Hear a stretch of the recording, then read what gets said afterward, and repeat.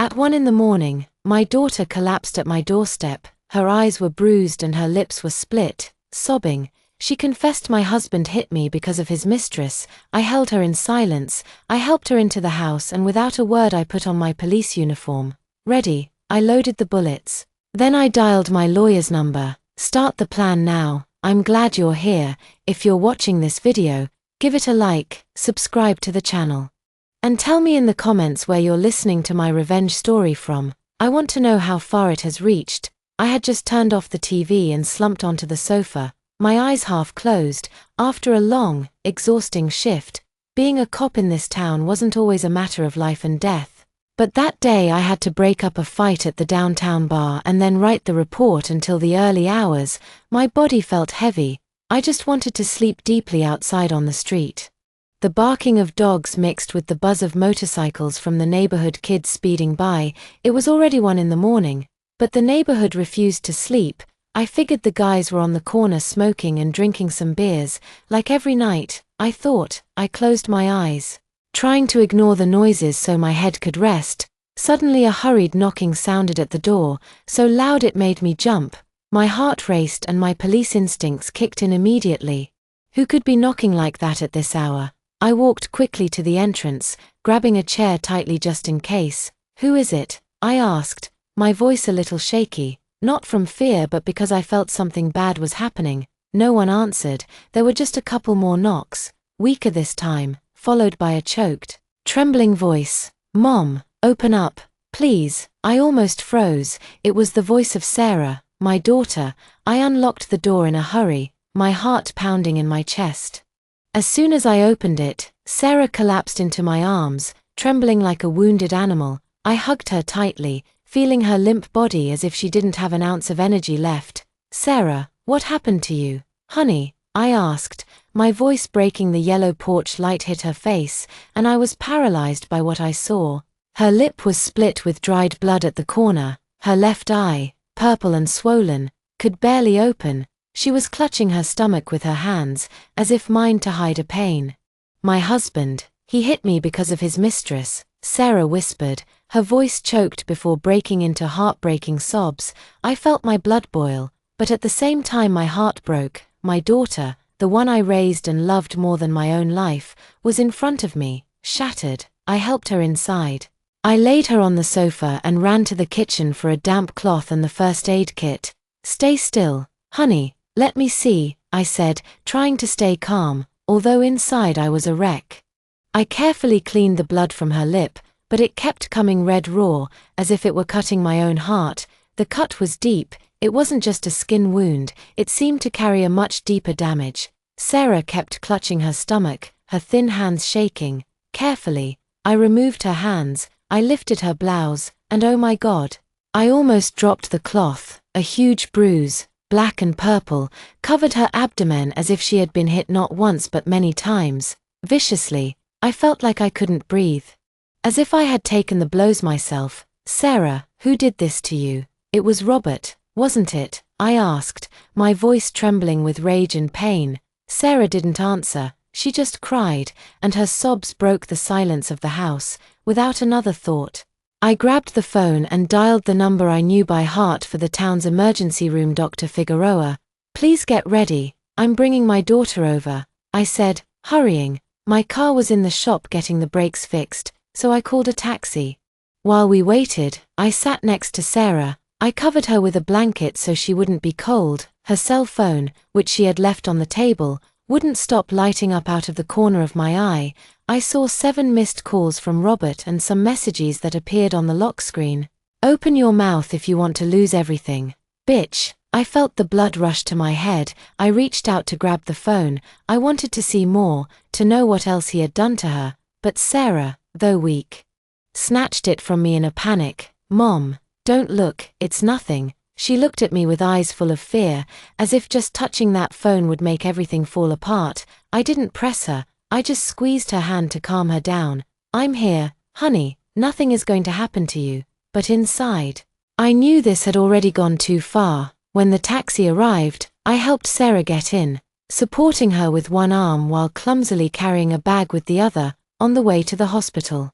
Sarah was hunched over, her head resting on my shoulder, repeating over and over, "Forgive me, Mom, I didn't want to bother you at this hour, but I couldn't take it anymore, I had to run here." Every word she said was like a stab in my heart. I was her mother, I had promised to protect her all her life. And now she had to come find me in the middle of the night, broken by the man I once trusted. The taxi stopped in front of the hospital, where the cold white light of a neon sign illuminated the words emergency room. I helped Sarah get out. My daughter, who could barely stand her body, was still shaking, and she was clutching her stomach as if holding on to her last bit of strength. I squeezed her hand, trying to hide how my own heart was racing. "I'm here. Don't be afraid," I whispered, though I was terrified too. Dr. Leticia Figueroa, who was on duty, was already waiting for us at the door. She looked at Sarah, then at me with a worried expression, but said nothing. She just motioned for a nurse to take my daughter to an examination room. I followed my feet, feeling as heavy as lead when the nurse took off Sarah's thin jacket. I almost gasped. Besides the bruises on her face, her shoulders and wrists were covered in marks of cruelty, purple and reddish bruises, like silent accusations. I stood there motionless, holding onto the edge of a table containing the rage that was burning inside me. "What did this bastard do to you?" I thought, but I didn't dare say it out loud for fear that Sarah would start crying again. Dr. Figueroa carefully noted each injury, her face serious. "We need to do an extrata to see if she has any fractured ribs," she said, her voice grave but firm. I nodded without saying anything, just watching Sarah lie there, her eyes closed, as if trying to escape reality while I waited for the results. I went down to reception to sign her treatment papers and pay a deposit. My cell phone wouldn't stop vibrating. An unknown number appeared on the screen. I recognized it immediately if someone was calling at this hour. Right after Sarah arrived at my house, it could only be Robert. Rage surged through me, and I hung up without even answering. He didn't deserve to talk to me. Not after what he had done. When I returned to the room, Sarah had fallen into a light sleep, probably from exhaustion. I pulled the blanket up, my hands still shaking. Seeing her face, I remembered the Sarah from before, the cheerful little girl who used to run after me in the yard, shouting, "Mom, look at me." Now that smile was gone, replaced by wounds and fear. I sat by the bed watching her sleep, my heart in pieces. I was her mother, I had promised to protect her. And I had let her fall into the hands of a guy like Robert. I blamed myself, but at the same time a flame of determination began to burn within me. I couldn't let my daughter continue to suffer. Never again. After they put her on N4 and she was stable, I took Sarah home. I made her a glass of warm milk, left it by her bed, and closed the door quietly, making sure she was asleep. It was almost dawn. A faint light filtered through the window. I went out to the porch to tidy up a bit, and I saw Miss Camilla, the neighbor across the street, sweeping her yard. When she saw me, she hurried over, her voice rushed. "Did something happen at your house last night, Elizabeth?" I heard knocking on the door and some crying. I sighed and briefly told her that Sarah had been beaten by her husband, that he had kicked her out of the house and she had to take refuge here in the middle of the night. Miss Camilla gritted her teeth, her eyes flashing. "How dare he treat his wife like that? That man has no shame." I nodded, saying no more, but I felt I had an ally. Suddenly I remembered that Miss Camilla had a camera at her entrance. "Hey Miss Camilla, could your camera have recorded anything last night?" I asked. She nodded, immediately, opened the app on her phone, and showed me the video. I recorded the scene on my phone of Sarah at my door, knocking desperately, her faint cries echoing in the night. Seeing that image made my heart ache all over again. But at the same time I knew it would be a key piece of evidence. I took Miss Camilla's hand and thanked her from the bottom of my soul. She just patted my hand and said firmly, "Don't forget to get justice for that girl. I trust you can do it." I went into my bedroom, opened the closet, and looked at my police uniform, hanging impeccably, the blue shirt, the khaki pants, the belt, and the gun holster. Everything seemed to be waiting for me. I took each piece, feeling the rough fabric under my fingers. In silence, I changed, buttoning each button, adjusting the belt. Each movement was like an oath. I was not only Sarah's mother, I was also a police officer, and I would use everything I had to protect her. When I finished, I picked up the phone and dialed James. "Listen, The family lawyer, his voice sounded sleepy on the other end. Hello, I was brief, James. Start the plan right now. He was silent for a moment and then asked Elizabeth, are you sure? I answered without a second of hesitation, completely get ready. I hung up and went to the living room. I took my digital camera out of a drawer. I approached the bed where Sarah was sleeping, carefully removed the blanket, and started photographing each of her injuries, the split lip, the bruised eye, the bruise on her stomach. Every time the flash went off, I felt I was not only documenting the physical wounds, but also the deep damage to her soul when I finished. I sat at the dining room table and spread out all the papers and the USB drive with the video from Miss Camille. I connected the drive to my laptop and carefully backed everything up. Sitting there watching the screen light up, I knew that from that moment on there was no turning back. I had entered a war, not just for Sarah, but for the justice I had sworn to uphold. By the time I finished backing up the video from Miss Camilla's camera, the clock read 8 in the morning. Sarah was still fast asleep in bed, her face swollen and her lips dry and cracked, as if she couldn't escape the pain even in her dreams. I quietly went into the kitchen and made a bowl of chicken soup. The smell of onion and herbs filled the air. I brought the tray to her bed and woke her up. Gently, she opened her eyes, her gaze tired, and was surprised to see me there, dressed in my police uniform. Mom, she murmured, then shook her head. I'm not hungry. I sat beside her, trying to make my voice as gentle as possible, to be strong and move forward.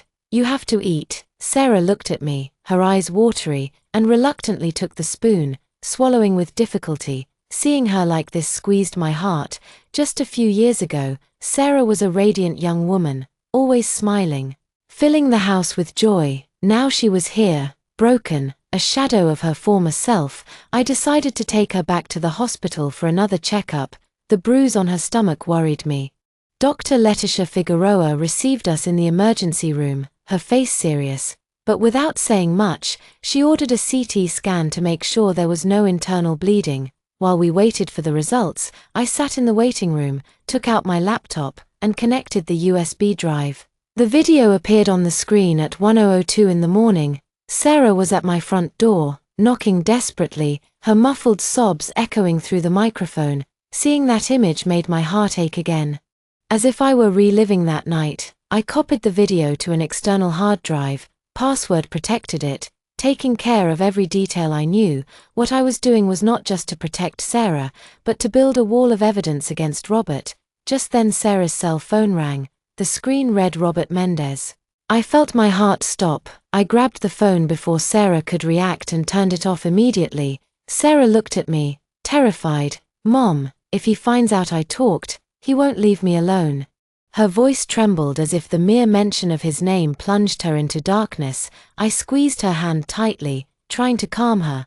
I'm here, sweetheart, nothing is going to happen to you. But I said no more. I just looked at the clock in science. It was almost 10 in the morning. I took the SIM card out of Sarah's phone and put in another one I had ready. I didn't want him to find her. I didn't want him to have the chance to threaten her again. The CT scan results came back a few minutes later, confirming that Sarah had several severe soft tissue contusions, but luckily no internal bleeding. I let out a breath, but the relief was momentary. The wounds on Sarah's body would heal, but the ones in her soul, I knew would need much more time. I took her home and called James Ellison, the lawyer. I have the medical records in the video from the neighbor's camera, I told him bluntly. He scheduled a meeting at his office in the afternoon to gather the evidence. Meanwhile, Miss Camilla came over with a pot of still hot chicken broth. This is for Sarah to get her strength back, she said with her warm voice. If you need a witness, count on me. I looked at her, feeling her sincere support, and my heart felt a little stronger. In the afternoon Sarah tried to rest, but she would wake up startled from nightmares. I sat by her side, trying to calm her, but she just babbled fearfully. Robert pushed me and Denise. She was in a corner, mocking me. Hearing that, I felt the blood rush to my head. Who is Denise? Voice shaking with rage. Sarah told me in a weak voice that Denise was Robert's mistress, that she had come to their house several times, shamelessly showing off, provoking Robert to take it out on her. Her story was like a knife in my heart. I had eaten at the same table as Robert. I had thought he was a decent man who would take care of my daughter, and now it turned out he was not only cheating on her, but letting another woman humiliate her in her own home, sitting by the bed. I took out my cell phone and took close-up pictures of the bruises on Sarah's wrists, including the watch to show the exact time. With every picture I took, I felt I was not only documenting the physical wounds, but also the pain my daughter carried. I knew these photos would be evidence, but they were also a reminder of what I had to do to protect her. In the afternoon, I took Sarah to James's office with a portfolio containing all the evidence I had gathered. He opened it and laid everything on the table. The photos of the injuries, the medical report, and the video on the USB. James nodded, his voice firm. This is a pretty solid foundation. Now we just need to prove public adultery and he'll have nowhere to run. I gripped the handle of my purse, knowing perfectly well what my next step was. I was no longer just a grieving mother, I was a cop, and I would use everything I had to make Robert pay. That night, I didn't take Sarah to my house. I didn't want her to be in a place where Robert could find her. Instead, I left her at Miss Camilla's house, my trusted neighbor. She opened her doors for her to stay the night and promised to keep a close eye on her. I returned home alone, my heart heavy. I took off my police uniform and put on an old jacket and jeans, trying to look like an ordinary person and not an officer looking for evidence. I took the digital camera out of the drawer, checked the battery and memory card, and left. In my old car, every turn of the tires reminded me that I was entering a war, not just for Sarah, but for the justice I had sworn to up. I parked the car in a dark alley near the Arches Bar, the place Sarah had told me Robert frequented. The neon light from the place lit up a piece of the street. I sat in the car, hunched down, camera in hand, waiting. Around 8 p.m. Robert's silver truck appeared, its headlights sweeping the alley. My heart raced, but I remained calm and turned on the camera, ready. A few minutes later a woman came out from the corner. She was wearing a tight red dress, lips painted a deep color, and a cigarette in her hand. She walked with a provocative confidence. I recognized her immediately. It was Denise Salgado, the woman Sarah had told me about, Robert's mistress, the one who had made my daughter suffer. Robert turned off the engine, got out, and opened the door for Denise, wrapping his arm around her waist with familiarity. Seeing him, I felt my blood boil. He, the one who had sat down to eat in my house, the one who had called me mother-in-law, was now embracing another woman while my daughter was in a bed full of bruises. I snapped picture after picture. The neon light from the bar clearly illuminated their faces. Each photo was like a stab, but also another piece in the puzzle I was putting together to unmask him. I followed them from a distance to a small hotel with a flashing red light sign. I didn't get close, just stayed far away and took a couple more photos of them entering the lobby hand in hand. Then I went around to the parking lot and took a picture of Robert's truck license plate, making sure a nearby digital clock showed the time. Each photo was a bullet, and I knew I had what would leave him with no escape. When I got home, I opened my laptop and moved all the photos to a special password-protected folder. I called James, the lawyer, with a determination I couldn't hide. I have the photos of his infidelity. You can see their faces. You can see the car's license plate. James responded with a firm voice. Excellent, Elizabeth. Keep them safe. Don't let him know you have them. I nodded, although he couldn't see me, feeling a little more relieved, knowing I was one step closer to justice. Just then my cell phone vibrated. It was Sarah, calling from Miss Camilla's number. Her voice sounded distressed. Mom, he just called a friend of mine to ask where I am. When she told him she didn't know, he threatened her to. I'm so scared hearing Sarah. I felt my heart shrink. My daughter, even though she had escaped, Robert was still tormented by his threats. I reassured her, you stay calm, stay at Miss Camilla's house, I have him under surveillance. But inside, I knew I had to act faster before he found a way to hurt Sarah again. I immediately contacted Commander Rosales, a trusted colleague at the station. I presented him with all the evidence I had gathered, the video from Miss Camilla Sarah's medical history, and the photos of the infidelity. I need you to send a patrol to watch the neighborhood, especially Miss Camilla's house, I said, my voice hard. Rosales agreed without hesitation, but not without warning me first. Elizabeth, What you're doing is very dangerous, but if you have enough evidence I'm sure you'll win." I thanked him and gave him a copy of the infidelity photos in case something happened to me that night. I couldn't sleep a wink. I sat at the dining room table, organizing all the data into files, proof of the injuries, the camera video, and the photos of the infidelity. Each file was like an accusation, one more step to bring Robert to light. But in my heart I couldn't shake the pain. I had once considered him a son. I had believed he would protect Sarah. And now not only had he betrayed her, but he had dared to raise a hand to her, to threaten her, all for another woman. That pain, like a deep cut, hurt me every time I thought about Sarah's bruises.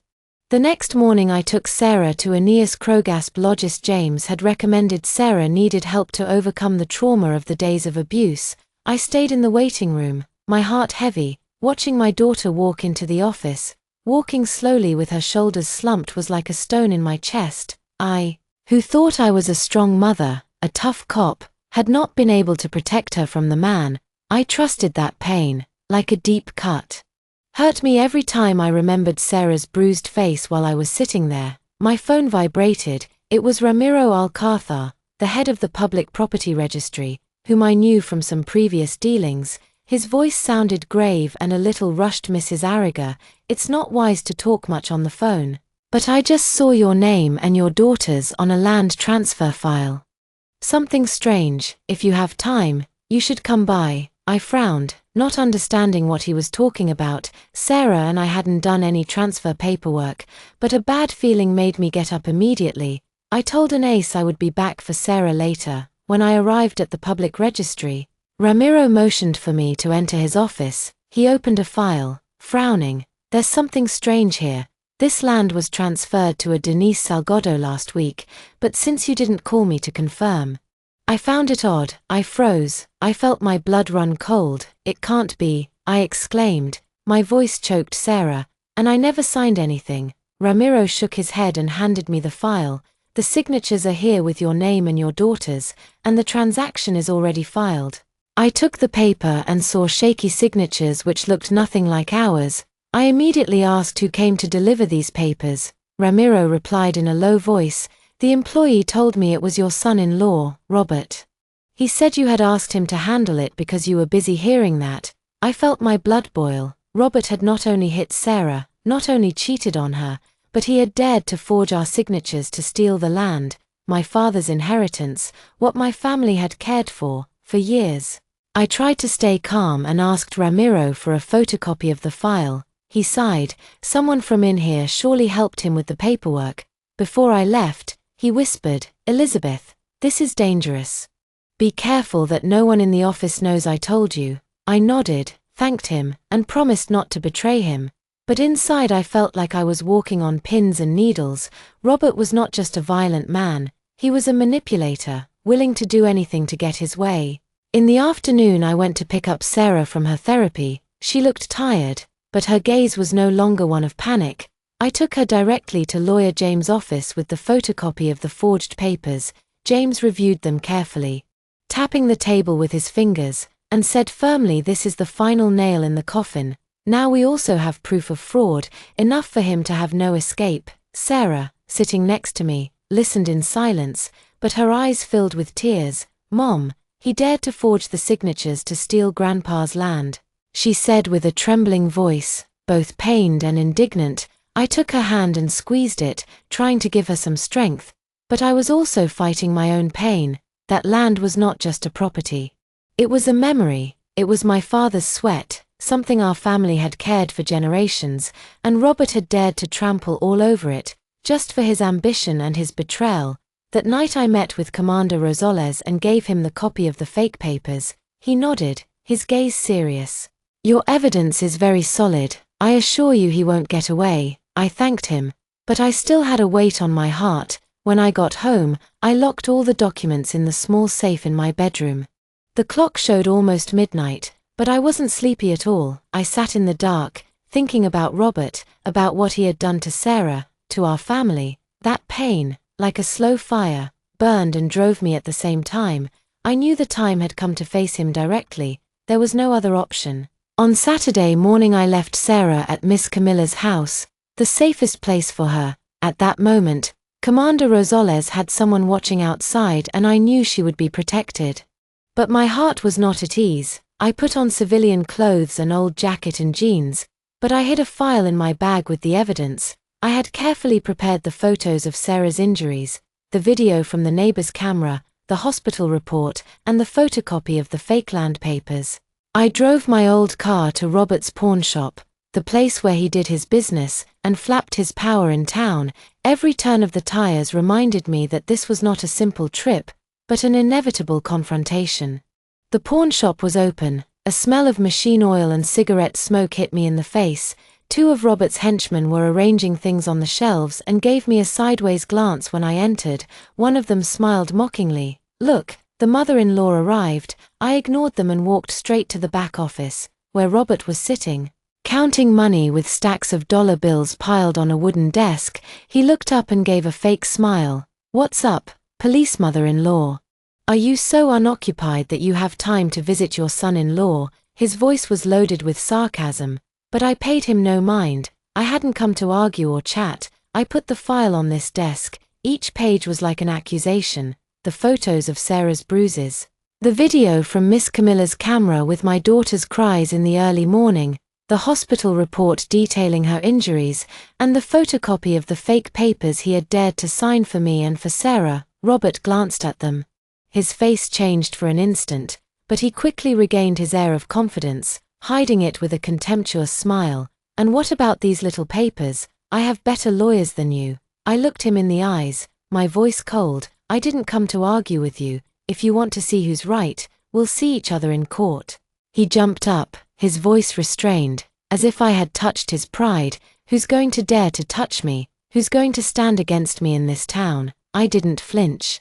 I looked him straight in his arrogant eyes. "I will. Don't think everyone is afraid of you, young." The two guys at the entrance tried to approach, but I put my hand in my jacket pocket, revealing my police badge. They stopped dead in their tracks, their gazes evasive. Robert turned red, slammed the table hard, and almost shouted, "Your daughter is a weakling. She deserved to be disciplined, and don't think that badge will always save you." Hearing that, I felt my blood boil.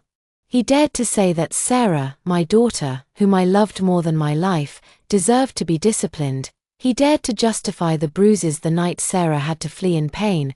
I wanted to scream at him. I wanted to pounce on him and grab him by the neck. But I held back. I didn't answer, just collected the file in silence, put it in my bag, and turned to leave. Before I left, I turned back and said firmly, "Just so you're clear, from now on, the rules of the game have changed.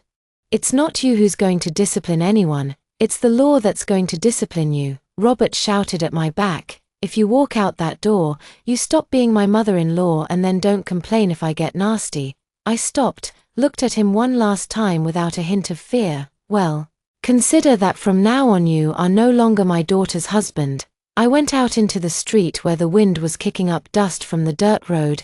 I got in the car and immediately called James. "It's time to file the lawsuit," James replied, his voice calm but cautious. "All right, get ready. He's going to counterattack with everything he's got." I nodded, though he couldn't see me, my heart as cold as steel. I knew this war wouldn't be easy, but I was ready. A few days after my confrontation with Robert at the pawn shop, rumors started spreading through the neighborhood like wildfire. Early in the morning, I went to the market for some vegetables, trying to act normal, but the whispers reached my ears. Two ladies at the corner stall were whispering that Sarah probably made it all up. "They say she talked back to her husband a lot. That's why he hit her." I walked past them and they fell silent. But their gazes followed me as if I were the one causing trouble. In the cafe next door, an old man sipped his coffee and shook his head. "Elizabeth is now using her badge to screw over her son-in-law." Hearing that, it felt like a dagger in my chest. These people who greeted me every morning, who smiled at Sarah when she was a child, now so easily believed Robert's lies. I lowered my head and quickened my pace, trying not to let them see my eyes welling up with tears. At noon, James called me to his office. He placed a stack of papers in front of me, his voice grave. "Robert just hired Hector Valdivia, a lawyer from Mexico City. He filed a countersuit. He says Sarah made everything up to extort him and that you're abusing your authority as a police officer. I took the lawsuit. I saw Valdivia's signature in blue ink, still fresh. The words on the paper were like direct accusations against Sarah and me, as if we were the bad guys. The ones trying to ruin Robert's life. Sarah, sitting next to me, turned pale and said with a trembling voice, "Mom, he wants to make me out to be a liar." Seeing her, I felt my heart clinch. Sarah, my sweet daughter, now had to endure not only the bruises on her body, but also the slander of the man she once loved. I took her hand and squeezed it, trying to give her some strength, but inside I felt an indescribable pain. I had thought this town where I was born and raised would be on our side. But now it seemed the whole world was turning its back on us. In the afternoon, I took Sarah to Miss Camilla's house. As we passed through an alley, I saw Robert's 2 henchmen standing there, smoking, staring at us. One of them lifted his chin and said sarcastically, "Be careful. People around here believe Robert more than you." I didn't answer, just squeezed Sarah's hand and got her into the house. But those words were like stones thrown at my heart, making me feel more alone than ever. I immediately called Rosales to inform him of the threat. He promised to reinforce patrols at night, but his voice also sounded worried. "Elizabeth, be careful. That guy is trying everything to turn the situation around." I nodded and thanked him, but inside I knew I was walking a very dangerous path. That night I went to the corner store to buy something to eat. The owner, an acquaintance of many years, took me to a corner and whispered, "Elizabeth, be careful. People are saying all over that you made everything up to take the land from your son-in-law." Hearing that, a chill ran down my spine. The people who had been my neighbors with whom I had shared stories now believed I was a schemer. I thanked her, tried to smile, but as I left the store, I felt the world was caving in on me. When I got home, I found an unmarked envelope slipped under the door. Inside, a note in scribbled handwriting, "Shut up, or you lose your daughter." I took the paper.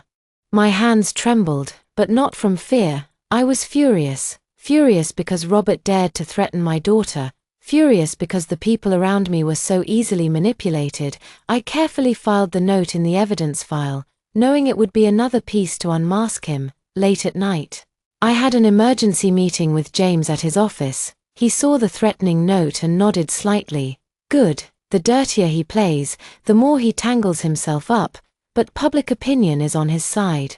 We need a strong blow to change things, and the only one who can do that is Denise. Hearing James mention Denise, I felt a small light of hope ignite in the darkness. Denise, Robert's mistress, could be the key to turning the situation around. But at the same time I knew bringing her to our side wouldn't be easy.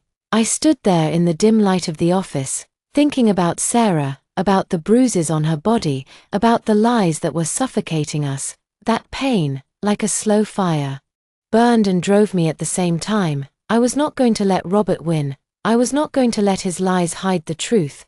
The day after the tense confrontation at the pawn shop, I found out that Denise used to frequent a small bar at the end of Hidalgo Street. I knew it was my chance to change the course of the game, to turn the tables on the hand Robert thought he had won. I put on a baggy jacket and a cap, trying to go unnoticed. When I entered the place, ranchera music was blasting. Cigarette smoke hung in the air, and the smell of beer and tequila mixed in the atmosphere. I chose a table in a dark corner, sat down, and kept my eyes on the door. I didn't want to be recognized. I didn't want any of Robert's people to see me before I could talk to Denise. Around 10 at night, she appeared in a short, tight dress, her lips painted a deep red, and a cocktail in her hand. She walked with a confidence that seemed forced. I looked at her and felt a mix of anger and pity. This was the woman who had contributed to my daughter's suffering, but at the same time I knew she was also just a pawn in Robert's game. I took a deep breath, got up, and sat across from her.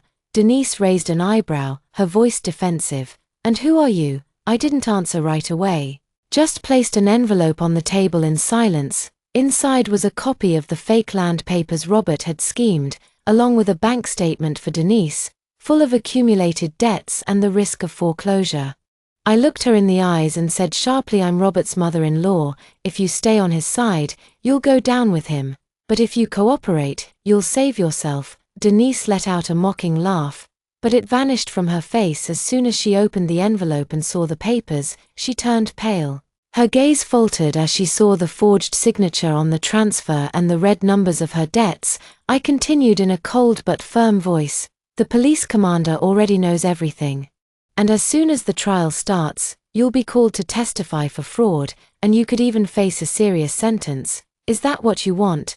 Denise was quiet for a long time. The hand holding her cocktail was trembling. She downed her drink in one gulp, as if to give herself courage, and then said in a shaky voice, "Robert promised me he'd give me a share of the land. He said everything would be fine, that I would have it all, but now I understand he just used me." Hearing her, I felt a bit of pity. Denise, though misguided, was another victim of Robert's manipulation, but I didn't let my emotions get the best of me. I looked at her intently. "You have one last chance to get out of this clean. Tell the truth at the trial. I will take that into account." Just then the bar door swung open and Robert's two henchmen walked in. They looked around and their eyes locked on me. Sitting with Denise, they approached with unfriendly faces. Without hesitation, I took my police badge out of my pocket and placed it on the table. "Want to try something? Go ahead." The dim light of the place shone on the badge and the two guys stopped, slowly backing towards the door, their eyes still full of hatred. Denise was breathing heavily, pale as a sheet clinging to the edge of the table. I looked at her and said in a grave but determined voice, "See, Robert can't protect you. He's only going to drag you down with him." Denise bit her lip. Her eyes were torn between fear and determination. Finally she nodded. "Okay, I'll testify. But you have to promise me I'll be safe." I didn't promise much. I just nodded. "If you do the right thing, I'll do everything I can." Then I immediately called it Rosales. Told him the situation and asked him to get a secure apartment on the outskirts for Denise to hide in. Leaving the bar, I walked down the cold, dark street, the wind making me shiver, but inside I felt a great relief. I knew the battle had turned. Robert had just lost his most important piece. The morning of the trial, I woke up at 5 when the sky was still dark. I went to the kitchen and made a light chicken broth.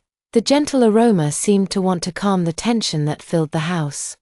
I brought the tray to the bed where Sarah was still sleeping. Seeing her there, her face still a little swollen and her lips dry, squeezed my heart. I woke her gently, whispering, "Eat something, honey, so you'll have strength." Sarah opened her eyes, her gaze tired, but she nodded and sat up slowly.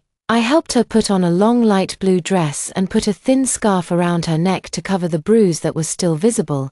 I fixed her hair and said softly, "You don't have to hang your head anymore." Sarah looked at me, her eyes watery, but she didn't say anything, just took my hand as if it were the only way to feel safe. Outside the house, Commander Rosales was already waiting for us with a patrol car. He greeted me with a nod. His look was serious but warm.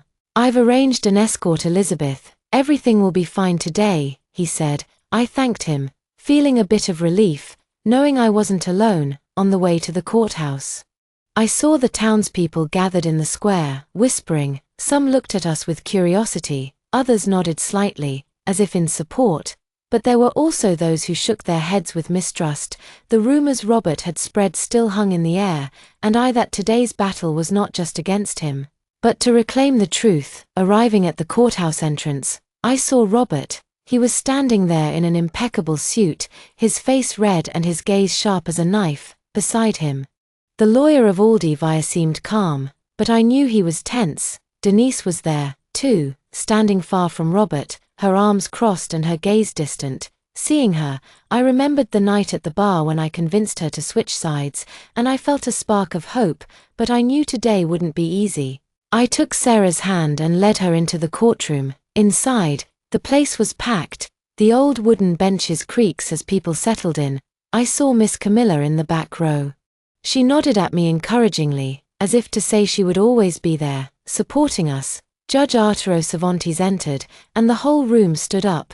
The air felt thick. The only sound was the whir of the ceiling fan. Like the heartbeat of the room, lawyer James began. His voice was deep and confident. He presented the case. Each piece of evidence was laid out before the court. The photos of Sarah's injuries, Dr. Figueroa's report detailing the lesions, the video from Ms. Camilla's camera that recorded Sarah, This cries in the early morning and the copy of the forged land papers that Ramiro Alcázar had provided us when James projected the video on the screen. Sarah's knocks on the door and her faint sobs filled the room. I heard murmurs among the people. Some were wiping their eyes. I looked at Sarah beside me. Her hands were shaking and her head was bowed. I put a hand on her shoulder and squeezed it gently as if to tell her I was still there, that I would always be there. Lawyer Valdivia rose to rebut. His voice was sharp. Sarah invented everything to extort my client. Elizabeth Arriga abused her authority as a police officer to coerce and slander. Those words were like daggers in my heart. I wanted to jump up to scream that he was lying, that Sarah's bruises were not an invention, but James signaled for me to calm down. He presented Robert's threatening messages, which were clearly visible on the big screen. "Shut up if you don't want to be replaced." The room fell silent. Sarah bowed her head, her hands trembled more violently, and I knew she was remembering the month she lived in fear. I squeezed her shoulder, trying to give her some of my strength. Then it was Denise's turn. She took the stand, trembling, her gaze hesitant. "Robert promised to give me a share of the land," she said, her voice shaky but clear. "He pressured me to accept the transfer papers, saying everything was arranged. But the truth is he forged his wife's signature to steal the land from her." Robert jumped up, shouting, "You betrayed me." The court guards had to force him to sit down while Judge Cervantes sternly ordered, "Or I will have you removed from the courtroom." Denise bowed her head, but continued to testify. Each word was like a hammer, shattering Robert's lies. Seeing her, I felt a little relief. But I couldn't help the pain in my heart. Denise had been part of Sarah's suffering. But now she had chosen to be on the side of the truth. When it was my turn, I took the stand and swore before the court. I looked directly at the people, my voice firm. "I am a police officer, but today I am here as a mother. I will not allow anyone, not even my son-in-law, to destroy my daughter and mock the law." I pointed at Robert without a trace of fear in my eyes. "That man is not a husband. He is not a father. He is just an abuser and a liar."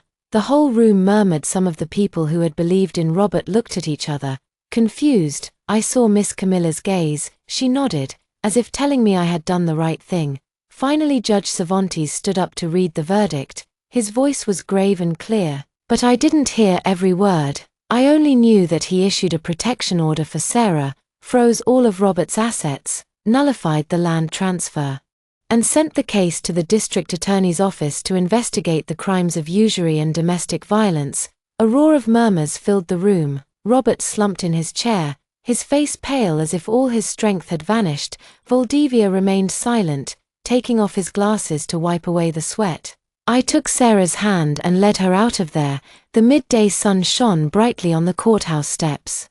And I heard people whispering, "Elizabeth, one justice won." But inside I knew that this victory did not erase the wounds Sarah had suffered. I only hoped that from this day on she could begin to find her smile again. The afternoon of the trial, when Judge Arturo Cervantes finished reading the verdict, the courtroom erupted in murmurs. I didn't hear every one of his words, but when I saw Robert collapse in his chair, his face pale, I knew we had won. The ruling dictated a protection order for Sarah, froze Robert's assets, annulled the fraudulent land transfer, and sent the case to the district attorney's office to investigate the crimes of domestic violence and usury. When I took Sarah's hand and we left the courthouse, the midday sun was shining on the steps, and I heard people whisper, "Elizabeth won, justice won." But inside I didn't feel victorious. I just felt relief, as if a weight had been lifted from my shoulders. But the pain was still there, like a scar that would never fully heal. That same afternoon, the police went to Robert's pawnshop to arrest him. People crowded the street to watch. Some whistled at him, others shouted insults to his face. I wasn't there, but the next morning, when the local newspaper published a photo of Robert in a prison uniform and handcuffs under the headline "Pawnshop owner arrested for violence and land fraud," I felt something strange. It wasn't joy. It was a kind of liberation. He who had sat at my table, who had called me mother-in-law, was now paying for what he had done. But that feeling was quickly replaced by sadness. I had trusted him. I had thought he would take care of Sarah. The pain of being betrayed by a family member, like a slow burn, still seared inside me. Denise disappeared from town a few days after the trial. It was rumored she had gone to Monterey to look for work to start over. I didn't blame her. She had been part of Sarah's pain, but in the end she had chosen the truth. Robert's two henchmen, the ones who called themselves Los Chamuco, were also arrested for witness tampering. The neighborhood suddenly felt calmer. There were no more hateful glares or silent threats. But I knew that the wounds Robert had left on Sarah and me wouldn't disappear so easily. Sarah moved in with me permanently. The first few days she could barely sleep. She would wake up startled every night, sweating, screaming, "Mom, he's coming." In those moments I would sit by her side, take her hand and whisper, "It's okay, honey, you're safe now." But seeing Sarah, I saw myself years ago when I too kept silent in the face of my own pain. I took her to Eni, a crogastologist, every week without fail. Eni is listened to Sarah with patience, helping her face her nightmares step by step. After a few weeks, I started to notice a change. Sarah no longer covered her face when she went out. She no longer hung her head when she walked through the market. One afternoon I found her in the kitchen making enchiladas, and as she folded the tortillas, she sang softly. That song, as gentle as the wind, brought tears to my eyes. It had been so long since I had heard my daughter sing. It was as if the sun was starting to enter the house again. The town also began to change its attitude. The neighbors, who had doubted, who had believed Robert's rumors, now greeted me. Some came up to apologize with regret in their voices. "Mrs. Elizabeth, we didn't know the truth." I just nodded without resentment. I understood that Robert's lies had been convincing, and not everyone has the courage to stand up to someone like him. Miss Camilla came to visit with a tray of sweet bread, and she hugged Sarah tightly. "You turned out stronger than your mother in her day." Seeing them laugh together warmed my heart, as if people's kindness still existed despite the dark days. I continued my work at the station. Every daily patrol was a reminder of my duty. Every time I encountered a case of violence, I felt more determined to help other women break the silence. Once I found a young girl crying outside the station, her eyes red, clutching her purse. I sat next to her and said in a soft voice, "You're not alone. My mother lived it, my daughter lived it, and I too stayed silent once. But today I know that silence only feeds the monster." The girl looked at me. The tears were still streaming, but there was a new glint in her eyes. I knew I couldn't erase her pain, but at least I could show her that someone was willing to listen. A few months later, Sarah felt strong enough to go back to work. She got a job in an accounting office in the town center that night. She came home late, opening the door with a radiant smile. "Mom, I got the job." I stood up and hugged her with all my might and we both cried. They weren't tears of pain, but of joy, of liberation. Seeing Sarah there smiling like the sun reminded me of the little girl who used to run after me in the yard, shouting, "Mom, look at me." I knew the wounds in her heart were still there, but she was learning to move on, to find herself again. That night I sat on the porch. The wind was blowing coolly. I remembered the night Sarah collapsed at my door, her face covered in bruises, telling me in a trembling voice what Robert had done to her. I remembered the months of struggle, the sleepless nights, the moments I thought I would break under the lies and mistrust of the entire town. But then I looked at Sarah's smile today, and I thought, justice is sometimes slow, but when it comes, it can give you back your breath, your laughter, and even your future. I took a sip of my coffee. It was cold now, but I felt a peace in my heart that I hadn't felt in a long time. Sarah had come back, and I thought I carried the scars of the past, had found a reason to keep fighting. Not just for my daughter, but for all the women who need someone to stand up for them.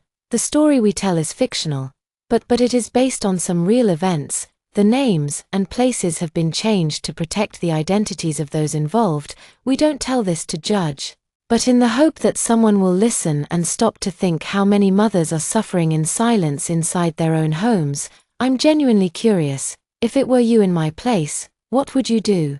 Would you choose to be silent to keep the peace, or would you dare to face it all to get your voice back? I want to know what you think, because every story is a candle that can light someone else's path.